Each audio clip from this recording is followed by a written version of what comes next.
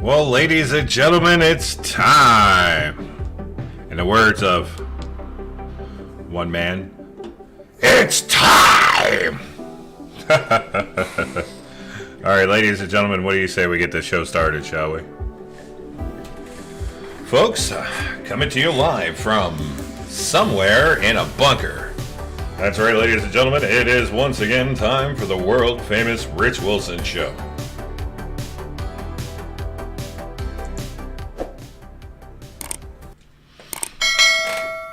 That's right, ladies and gentlemen, and if you like the show, make sure you still click on that subscribe button, hit the notifications to let you know when I'm on the air. That's right, folks, ladies and gentlemen, welcome to a Thursday edition of the show. I apologize for not having a show last night after my rehab appointment. I ended up being in a whole hell of a lot of pain, and I just could not do it. You know, one of these days I'll remember. One day I'll remember. Turn off the notifications off the phone so that way it doesn't come on when I'm on. And I'll remember that one day. I don't know when that'll be, but one day I'll remember it. But anyway, ladies and gentlemen, tonight we're going to talk about Electoral College shenanigans. That's right, shenanigans. Shenanigans happen, and they keep happening. You know, it's kind of like, Farva, what's that place that you like to go to with all the cool Irish stuff on the walls? You mean Shenanigans? Shenanigans. That's right, ladies and gentlemen. So, we're going to talk about that tonight. Also, update on Justin Trudeau. Our boy Justin Trudeau over there sat on the Parliament floor today and said that that anybody that supports the truckers' strike also supports people flying Nazi flags. He said that. He called people white supremacists. You know, Prime Minister Blackface over here decided to do that today. And I will tell you that the Parliament just erupted. Absolutely erupted. And it wasn't in cheers. It was in boos and cackles and everything else. Poor Justin Trudeau's feelings were hurt today, and be looking for another emergency act where he will strike out the members of Parliament. And then before too long, it'll just be him in charge. But that's your Justin Trudeau update for tonight. And now let's move on to the Electoral College. Okay, so you know, every election, there's always this discussion about the Electoral College and whether or not we should have it. We shouldn't use it anymore. And sorry, I got something's bugging the hell out of me there. We shouldn't have it. That we should get rid of the Electoral College because it doesn't represent the vote. Well, folks, there's a reason why we have the Electoral College. And the reason being is so that, well, so these people here, only the people where those blue dots are on the screen determine who's the next president. Because if we didn't have the Electoral College, that map right there, if you are not located in one of those blue dots, your vote would mean nothing. Would literally mean nothing. And with the exception of two of those blue dots, every one of those blue dots, those cities are in complete and total failure. These are all but two of those dots. That's where they have the light on crime policies and where they're letting murderers back out on the street with light to no bail. Things of that nature. Okay, so all but two of those dots. Okay, that would determine your president. Now that doesn't seem right, does it? You think, well, the United States is large, it's vast, everybody should have a say, right? And then the people that are against the Electoral College vote say, well, you don't get a say, they just vote for your president. Well, technically, that's not true. What ends up happening is the people in your state vote, and then based on that vote, some states are winner take all, means that if a person running in the election wins the entire state popular vote, then that state's Electoral College votes will go to them. Some states, it's based on how they spread them out. Some regions, damn, this is killing me. some regions have, some counties will have one vote, some counties have multiple votes, or voting districts will have different levels of votes. And of course, they argue this over and over and over again. When it comes down to, districting and everything else, and both sides bullshit the hell out of you. Okay, don't let the Republicans or the Democrats tell you that the other one's guilty of voter fraud and trying to make people's votes not count. It's all big load of bullshit. It really is. Okay? Because they're going to accuse each other of this. They're going to constantly accuse it. Every time that they talk about redistricting because population densities change in areas, the other side, which is going to be adversely affected to it, are going to sit there and accuse the other one of restricting votes. Here's the deal. It doesn't matter how they redistrict the areas. Folks, it's really simple.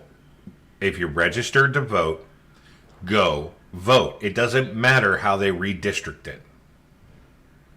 Okay? Now you could sit there and say, well, if they know they redistrict to have more electoral college votes out of one district, which is mostly Republican, then the Republicans are going to... Just right there. Just stop. People that have that argument are idiots. Okay?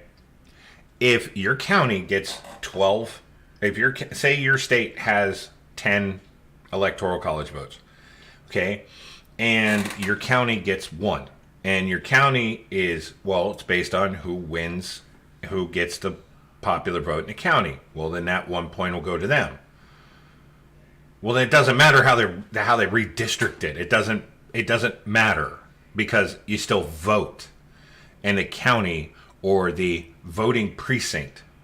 So here's the thing: if you're worried that, oh, we're Democrats and we want the Democrat to be elected because God help us, we don't take the time to research our candidates and determine who's the best one for us. We just vote down party lines. Okay?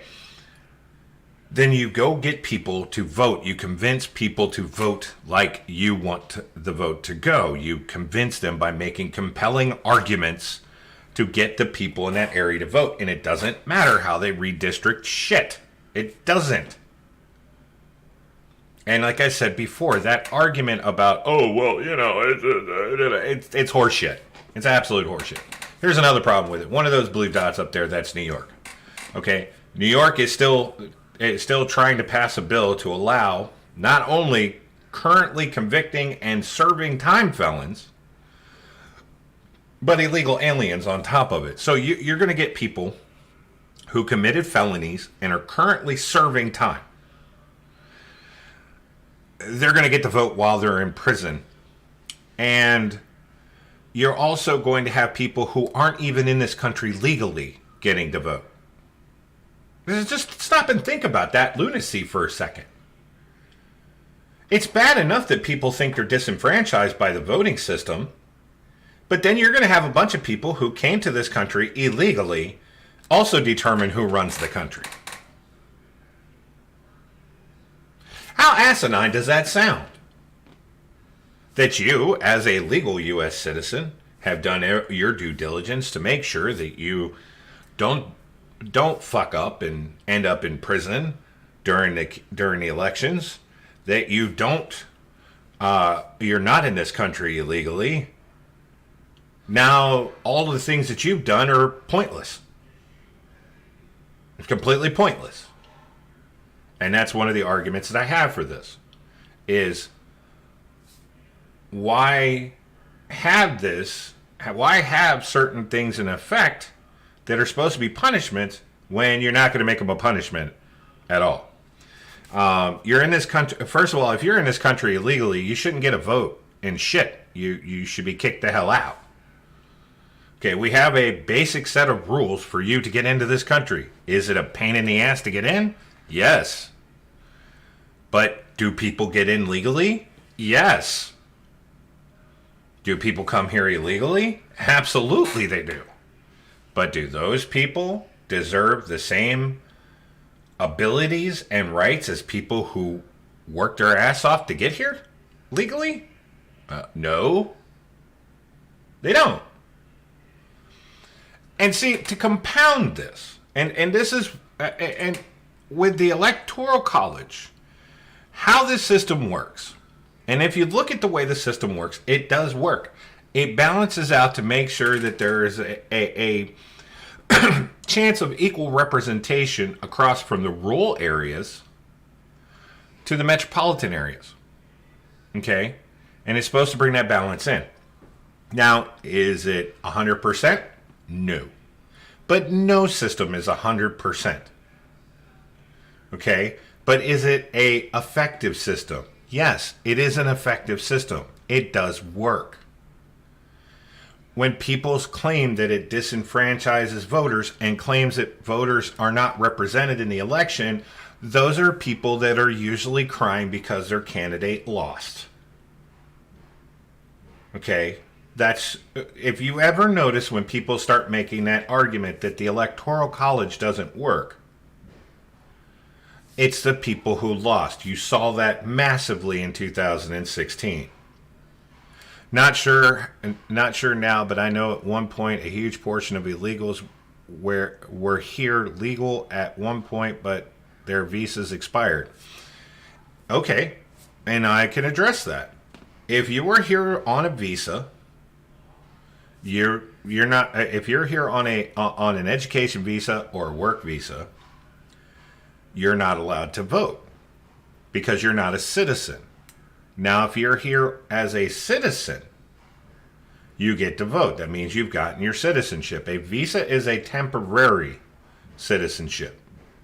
And it's not even called a citizenship. It means you're allowed to be here legally for the duration of what your visa states. So if you're here on an education visa, that means you've come to the United States to go to school. As soon as you complete your education, you're out. You go home. Okay? Now, a lot of students, when they come here on their visas to go to school, will apply for their citizenship while they're here, which I'm perfectly okay with that. I'm perfectly okay with. What I don't like is when people overstay their visas, like Super Dave's comment in the chat. Okay, and most of your cases of this is where they overstay it, meaning they don't leave. They get their education and they just don't leave. Now you're an illegal alien. But as long as you're here with a visa, you're legally allowed to be here. Doesn't mean you're a citizen, doesn't mean you're granted the rights to vote. However, but if you overstay it or you violate the terms of the visa and it's revoked and you refuse to leave, you're now an illegal alien. I found a video today on the topic that I'm discussing, and it's the Electoral College Shenanigans. Okay. And I can't remember off the top of my head what it's called, but it is a pact agreement between multiple states to basically circumnavigate the Electoral College, and it's in this video. So, chill out, watch the video, and then I've got some comments for you on the backside. I might make some comments during it, but I'm probably going to just let it play. It's pretty good and explanatory.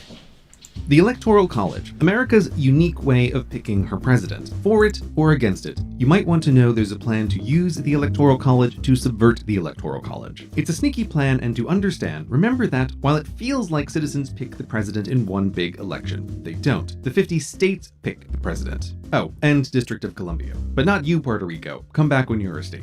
How the states come together and how they vote is what the Electoral College is. Each state gets votes proportional to her population +2, and is free to cast these votes however she wants. Most look at how their citizens voted and give all their Electoral College votes to the statewide winner. But they don't have to. A couple states cast their votes proportional-ish to their citizens' preferences. But states are free to vote however, including against the preferences of their citizens. Let's make a note of that. But back to this +2, which is why some citizens really don't like the Electoral College. The +2 means the states less populous produce preponderant presidential picking power per person. At the extremes, some states get 1 vote per low 100,000 people and some states 1 vote per high 100,000. This is how the Electoral College sometimes picks a president that nationwide most citizens didn't, because roughly 80% of the state's votes are given by population and 20% aren't. This is on purpose. Dividing power between the levels of citizen, state, and federal is and was a central point of the Constitution. It's a compromise-stitution. So if you went back in time to when the states were about to finalize the deal, yelling, "Don't sign that document, I'm from the future," you're creating an electoral college where votes for president are distributed proportionally-ish, not perfectly proportionally. The reply would be, yes, that's one of the many compromises we agreed upon. But because of that, sometimes a president will be elected with a minority of the popular vote. Yes, but the people, you can't trust the people. Do you think this compromise institution is for a direct democracy, lol? We're building a republic here. Yes, I know, but would you just look at this spreadsheet of How many proportion? states are there in the future? 50, maybe 51, depending on how. Wow, what a tremendous success. Go compromise institution. No, can we focus? Do you even own land? No. Then why would we listen to you? Goodbye. Thus, the Electoral College is doing what it was designed to do totally on purpose, and the Supreme Court has reaffirmed this. So if you don't like the Electoral College, then tough noogies for you, and if you do, then nothing to worry about. The Electoral College, in a fortress of axiomatic constitutionality, has survived for 1,000 generations of this republic. The only way to break through the front gate would be with a constitutional amendment, but getting enough states to push on the same side of that gromulent tool, while not theoretically impossible, is legislatively improbable. This is where the sneaky plan comes in. Did you forget about that? Don't worry, I got carried away. There is a backdoor that, if breached, can turn the constitutional fortress protecting the Electoral College into a prison. The sneaky plan is named the National Popular Vote Interstate Compact. It's a terrible name, probably on purpose to hide sneakiness behind boringness as bureaucratic paperwork camouflage. But I'm calling it Napa Vote Interco, which is sort of not really better, but whatever. Here are the sneaky deets. 1. Assume destroying the constitutional protections of the Electoral College is impossible. Point 2 is the note from before that states can cast their Electoral College votes however they want. These are just facts, but if a state signs on the dotted line, point 3 is the big deal. Napa Vote Interco members agree to cast their Electoral College votes for the candidate who gets the most votes from citizens nationwide. This is the national popular vote in Napa Vote Interco. The idea behind 2 plus 3 is to make it impossible to have a president most of the citizens didn't vote for. A state would look not only at the result in her borders, but the results nationwide and vote that way, which is all fine and dandy if the state citizens voted with the majority anyway. But if they didn't, well, you can see a flaw with the plan. Any singular state assaulting the Electoral College on her own, carrying votes against her own citizens, it's political suicide from without and within. So the plan, had it only 3 points, is something no state would agree to, requiring one last sneak. Point 4, the plan does not go into effect until enough states with enough votes to control the Electoral College as a block join. So, as states sign up, the total number of Electoral College votes they control goes up, but nothing happens. Elections pass and states still vote the traditional way, while recruiting allies to the cause. What are you guys up to over there? Oh, us? Nothing. Just chilling, just hanging out. But once a controlling majority of Electoral College votes is reached, point 4 is satisfied, and when it's time for the next election, charge. All together, all at once, in through the back, the Electoral College is captured. The fortress is now a prison. From this moment on, the Napa Vote Interco block promises the candidate who gets the most citizen votes nationwide gets their controlling majority and becomes the president. Without amending the Constitution, the Electoral College has become totally pointless by using its protection of states' rights to vote however they want into the vital tool to functionally remove state votes entirely, making the presidential election into one not of states but of citizens. And there's no problem with this plan at all, except of course the instant this popular coup occurred, states outside the compact will storm the Supreme Court, who will then be forced to deal with everyone yelling all at once about the future of how the president will be elected, which will be amazing to watch, no matter which side the gavel of constitutional interpretation comes down upon. That's the plan. It's been around for a while and has enough confirmed signatures to be more than halfway to the trigger point. And in theory, enough states have laws currently pending in their legislatures that, if passed, would put Napa Vote Interco into action for the next election. Though, of course, it's easier to agree to things while they're far away and uncertain to happen, and the reality of voting against your citizens merely theoretical. So it may be much more difficult to get the final triggering 2% than the promised first 49. But the Electoral College, for it or against it, the National Popular Vote Interstate Compact is the sneaky plan to use it to subvert it.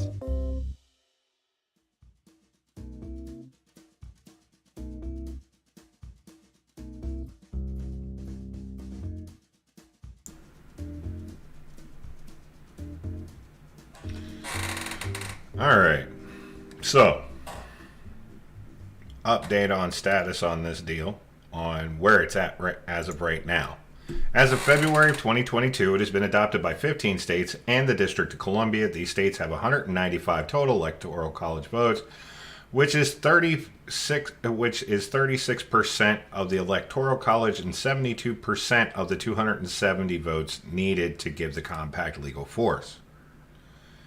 So let's stop and think about this for a second.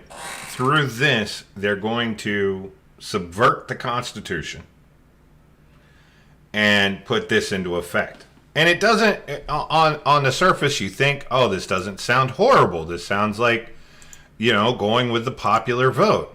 But the problem is that's not the case. Okay? It would be, except one problem. There's your popular vote. Right there. Those people and those blue dots will determine the President of the United States. No one else. Every single person outside of those dots could vote the opposite direction and still lose. Because if you know, the United States, a large majority of the United States is rural. Okay? Very large majority of the land in the United States is rural. Okay? And because of that, that means there's less people in smaller areas. The total population is spread out over a large distance. So when you stop and think about that for a second, since we have a constitutional right to states' rights, then why, based on that, should those 12 cities, in a combined total of 1, 2, 3, 4, 5, 6, 7, 8, 9 states out of 50 get to determine the election of the United States of America for the president? They shouldn't. Because that's not a majority of the country. It may be a majority of the population simply because larger majorities of the population live in cities. Okay? But that's not a majority of the country as a whole. And that's where they don't tell you. And that's when they float these ideas. They float these ideas to you to make it seem like, oh, well, it should be the guy who gets lady gets the most votes. But then when you look at it as a whole, when you first hear that, you think, oh, yeah, well, that's right. Yeah, that sounds great. But then when you look at the country as a whole, that's not correct. And that's the reason why we have the Electoral College. Because right now, if it was to go into effect, 12 cities make the difference. Okay? 12 cities make the difference once that goes into effect. And like I said, the bullshit story is all because of, well, it should count 1-for-1 votes, and then that means your vote counts. No, it doesn't. It actually removes more people from mattering than the Electoral College system that already exists. It eliminates even more people out. Because like I said, once again, when you look at the map, 9 states out of 50, because that's where the 12 cities are, the 12 major cities are, will determine the election. So when you say 9 out of 50, now that doesn't sound even anymore, does it? Okay? It doesn't. It literally means that anybody that's not in those 9 states, your vote no longer matters.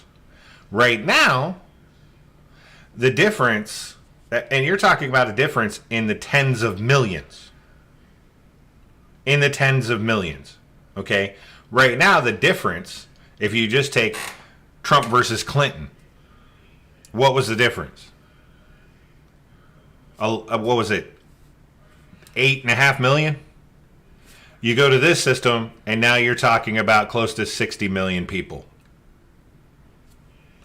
So, 8 million of people that feel like, well, I voted and my candidate won, versus 50 million. See how the numbers don't line up, but they don't want to talk about that. They don't want you to talk about that. They keep just pushing the narrative of, well, if one candidate gets 80 million and one vote and the other candidate gets 80 million votes, well, then the 80 million and one votes should win. Okay. But that's not how, that once again, those 80 million and one votes comes out of 9 locations or 12 locations. And it's not quite 80 million out of 12 locations. It's a little bit lower than that. But Seattle, Washington, Washington State's Seattle missed the mark of being in that top 12 by 500,000, or else it would be in that category. So and Seattle primarily votes almost 91% one way. But then you take somewhere like you take Texas, which you take a state of Texas, and with the exception of Dallas and Houston, the rest of the state votes one way. Florida, with the exception of Miami, votes one way. Okay, so you're going to discount an entire state, and in fact, you're going to discount multiple states. Ohio was pretty close to being one of its cities being in that list, and that city itself votes one party almost every time. Las Vegas is on that list, and I will tell you from living in Nevada, Las Vegas votes one party every single time. Very rarely does that city vote outside of that. So now what you're going to do is you're going to have your elections are going to be determined simply by people that majority votes party lines.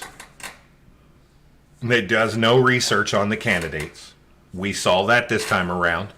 Nobody did any real research on the current president of the United States. Nobody did. Because first of all, you should have went and asked some people out of Delaware what they thought of Joe Biden. They could have answered that question for you. Just ask the people on the ground that are affected by him. Okay. They just voted against him because it was not Trump. And that anybody that voted that way, and I understand people had their problems with Trump, and I get that. And I'm not here to argue people's problems with Trump or problems with this or that. I'm not here to argue that. But if you simply vote for a candidate because they're not the other person and not because you did any research, that's stupid. That is the dumbest thing in the world to do. We've got an election here in League City coming up March 1st. Okay, our primaries for November come up March 1st, where I'm at. Okay, guess what I'm doing? I've been researching the hell out of all the candidates, the proposition measures, and everything else to make sure when I walk into that voter's booth on March 1st, I know how I'm voting, I know why I'm voting, and I can tell you exactly why I'm voting for everything that I'm voting for and who I'm voting for. Okay? Because I took the time to research what standpoints I felt best worked for the state and for me personally. But there's a lot of people who don't do that. And this system that they're talking about putting in will only benefit the people who don't do any research and vote straight down party lines. Those are the people that are going to benefit from this. Not you or I, because I think that my audience, you all that's watching right now, take the time to research your candidates. Take the time to research based on your beliefs and the things that you feel are right, and make a decision based on that. This system will not benefit your vote unless you live in one of those cities and you vote most of the time in favor of what that popular vote is in that city. So think about this: the state of California, which everybody makes a joke about, right, and the state of New York, where their systems don't work. They have a crumbling infrastructure. Their economies are trash. And that's 4 out of 12. So 1/3 of the voting population that's going to determine the next president, if this system was into effect today, are coming out of 2 states that are an absolute disaster. Think about that. Is that really the system we need? Because here's another problem you have. In these major cities, what do they mostly talk about? They want $15 to $20 an hour. Well, in most of these major cities, $15 to $20 an hour minimum wage works. Why? The cost of living in those cities is extremely high. But what about the guy who lives out in the middle of Nowheresville, Nebraska, somewhere off of I-80, right? If anybody's familiar with driving I-80 through Nebraska, take some no-dos. It is a long, boring ride. I've done it a few times. Okay? But you take one of those cities off of I-80 in Nebraska, and you tell them, well, minimum wage now is $20 an hour, you're going to have a lot of shut down businesses because mom and pop places can't afford that in these rural communities. They're going to go for legislation, and these politicians are going to promise legislation that's going to benefit the cities. It's going to destroy the rural communities. We're already seeing it now. Okay?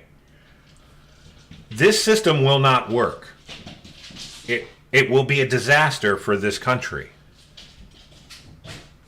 I will almost be willing to bet every dollar I make from here on out the same party, unless that person fucks up so bad that even that party, and I think we might see that this time around,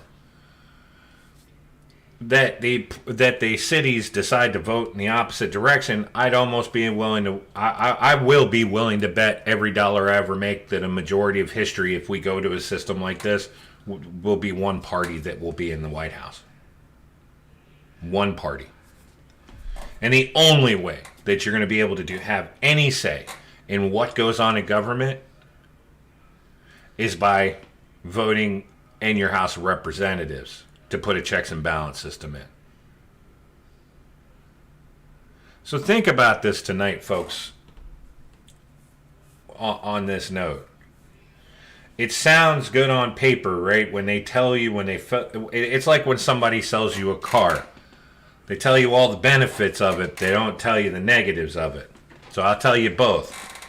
This system means that if 80 million and one person vote one candidate and 80 million people vote for the other candidate, the candidate that got the 80 million and one is going to be the next president. That will be decided in 9 states out of 12 cities. In 9 states out of 50, 12 cities out of 43,000. Think about that. It's not balanced, and it's not right. Because they, like I said, they're going to push to you what the larger number is to make it seem more, oh my. But in actuality, the biggest difference is the numbers they don't talk about. 12 out of 43,000. 9 out of 50. That's why we have the Electoral College, is to make sure that the people in rural America have just as much say as the people in the cities, because it's real easy to say, oh, well, it's popular, but once again, 12 geographical areas that are less than 50 square miles. Actually 60. Versus the countless amounts of square mileage in the rest of the country. It's not right. And there's, like I said, that's the reason why we have the Electoral College, is so that people can have representation in rural America as much as they have representation in metro America or metropolitan America. I have a hybrid system of popular vote and electoral college that would be a lot better. Well, lay it on us, Dave. Give us a quick little brief statement on it. You may have to make it in a couple different statements, because if you put too long of a post on there, I have my chat set up to flag insanely long posts. But by all means, give us a little brief rundown of it. I would definitely like to hear it. Anybody that's sitting there listening to me right now, you want to get in the chat, you want to comment on what your feelings are about it, please, by all means. On Twitch, on Facebook, on YouTube, let me know what you think in the chat. Because this is legitimately the only story I got, one of the only stories I've got for tonight. I spent most of the day while I'm waiting for Dave to give me, if he's going to give me a little brief rundown. I spent most of the day talking with somebody. I haven't got it locked in yet, but I will tell you that I've been talking to a Bella Levy about interviewing her on the show. So looking at having our first guest. She is an actress, model, and she has a organization that she's doing to help stop human trafficking. She's an amazing human being, and I look forward to having it. Okay, so Dave says, so each state is divided into its countries, into its counties. Whichever candidate gets the most counties wins that state. Which candidate wins the most states? There's a couple of states that's actually how they do their electoral college vote already. He says on here, he says the state is divided into its counties. Whichever candidate gets the most counties wins the state. Okay. Like I said, there's a couple states that already do that. That's how they do their electoral college vote now. They break it into counties. Wins elections, so you not have to truly win the most of the country, but doesn't allow cities to control. There's only... so are they going to get... Now, the question would be at that point, are you going to distribute that it's 1 point per... It's one electoral college vote per county? Or are we going to do a number? Because here's where the whole thing gets tricky and where everybody has an issue with. Some states have different numbers than others. So how do you break down the electoral college vote numbers? Now, if you say each state gets one vote, here's the problem is, if you ever run into this, what happens when you have a 25-25 state tie? Where's the tiebreaker? So that would be my question. You may be already typing it. You haven't heard me ask that question yet. And I'll bear with you. There is a 45-second delay.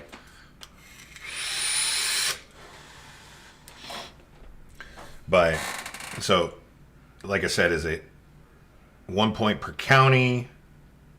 Is it 1 point for the state? How does that work out?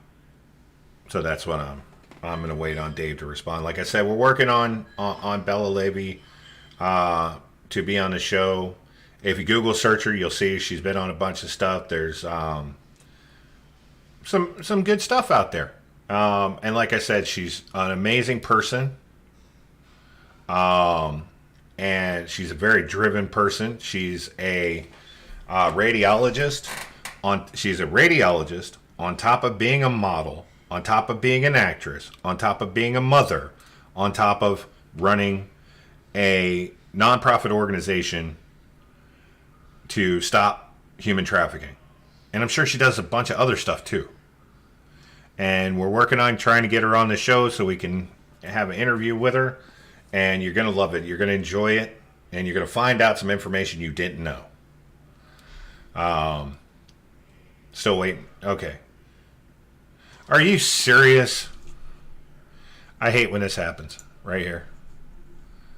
By the way, when you see this pop up on my on the page where you've got that something dot whatever, when somebody pops that up, don't click on it. And I gotta go over to,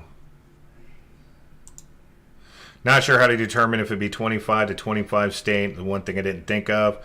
So here's an idea. Have Washington, D.C. be the tiebreaker, which I'll guarantee you exactly who's going to win, but I gotta I got to do something real quick. This was supposed to be blocked and it didn't get blocked. So now I got to go in and block this. And I got to find a way to block the individual. Let's see.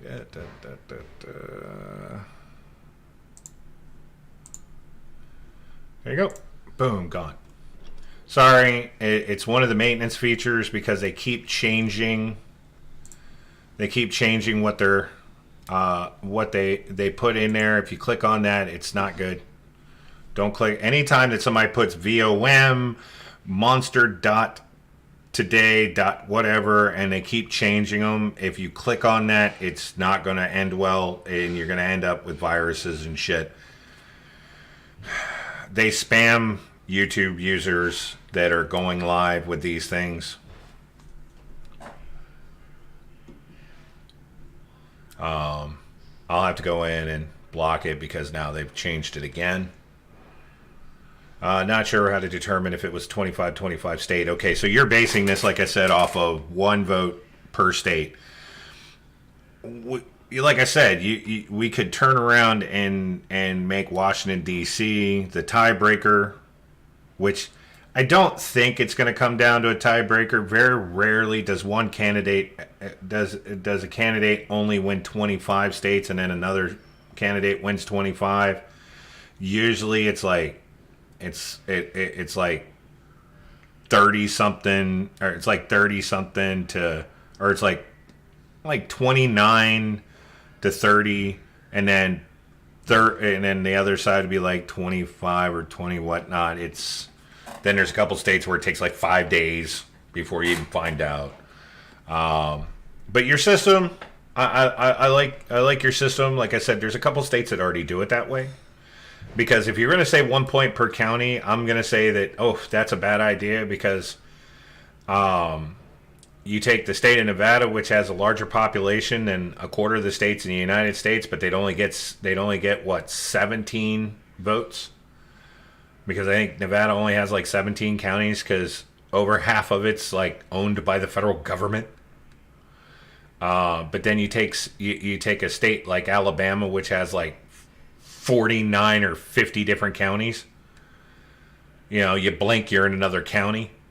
Then Delaware would only get 3 votes. Or 3, because you only got 3 counties in the whole state. I mean, how many counties does Rhode Island even have? I mean, they get 1. 1 or 2. So, in that way, it would be disproportionate if you did it by county numbers, because the states can just start creating counties. But if you go 1 for 1, then you have the chance of having a 25-25, and you just leave Washington, D.C. counts as a tiebreaker. Which will piss the people off in D.C. because they're like, well, that means our vote doesn't count until there's a tie, so what if there's never a tie and our vote never matters? I don't know why you'd live in D.C. any damn way. I mean, there's people that live in D.C. probably absolutely love it. And you know what? Good for you. The only time I go to D.C. is because I have to. Not because I'm like, I want to go to D.C. No. Okay, that's actually inaccurate. And don't let me lie to you on here because I don't lie on my show. If I want to go to a museum, I will go to D.C. Other than that, I don't have relatives that live in D.C. In fact, I don't think I have any friends that live in D.C. So the only reason why I go to D.C. because my friends that live near D.C. live outside of D.C. They don't live in D.C. I got close to living there once. Got close. I could see, if I looked out the window, right? I could see the District of Columbia from where I was at. That was close. But I have never lived in D.C. And I said I'd never live in Virginia, and I did that twice. I said I'd never live in California, only did that for 6 months. D.C. is on my absolute hell no list. If somebody says, we're going to give you... Of course, I can't say that. I really can't. And now I say that. I can't say that because I'm planning on running for Congress one day. Which means I'm going to be... No, I'll just stay in Virginia somewhere. I'll commute. Screw it. The only way I'm going to be a resident of D.C. is, God help us all, I become president of the United States. And do you really see this guy becoming president? I mean, it's possible. Stranger things have happened. But anyway, folks, I am pretty much done, and I am beating this. I am beating this like a dead horse. Sometimes I wonder where that came from. Who actually was beating a dead horse and decided that would be a great term to use for a topic and to explain a conversation that has been run on so bad that nobody gives a damn anymore? Where did that even come from? I'll have to look that up. One of these shows will have to do a shit you didn't know that's where it came from. Like beating a dead horse. Up a river or down a river without the paddle or something like that. You know, things like that. Where did these things come from? We should do a show on that. Why? Because, it'd be fun. Why not? I want to do another one on stupid laws. I definitely want to do that. That show was an absolute trip on my radio show. I would love to do that show again. It's absolutely amazing. It's funny as hell when you realize some of the dumb laws that still exist are out there. But anyway, ladies and gentlemen, have yourselves a wonderful night for everybody here at the Rich Wilson Studio. I will not guarantee that there will be a show on Friday. There's still a lot of things going on. I will try to do something. Try to put something together for you. But if not, because I know a lot of people got stuff that they do on Fridays. But anyway, ladies and gentlemen, besides that, I got to get out of here anyway because in about 10 minutes, there's a race at Daytona. Folks, I am a NASCAR fan. I am a huge NASCAR fan. All right. And the duels at Daytona are in less than 15 minutes. And yes, I will stop a show for racing. I'm just that kind of guy. I've been a gearhead my whole life, and I'm not going to miss them. So, folks, if you're a NASCAR fan, guess what? The duels at Daytona are in 12 minutes. For everybody here at the world famous Rich Wilson Show, I'm Rich Wilson, and we will see you later. Folks, you guys have yourselves a wonderful night. And remember, don't do anything I wouldn't do, which that doesn't leave you much room for error. All right, we'll see you later. You guys have yourselves a good one. Oh, crap. Brian Salters was in the news today, and nobody gives a damn. So, all right, folks, you guys have yourselves a good one, and we'll see you later. We're out of here. Bye-bye. What you just said is one of the most insanely idiotic things I have ever heard. At no point in your rambling, incoherent response were you even close to anything that could be considered a rational thought. Everyone in this room is now dumber for having listened to it. I award you no points, and may God have mercy on your soul.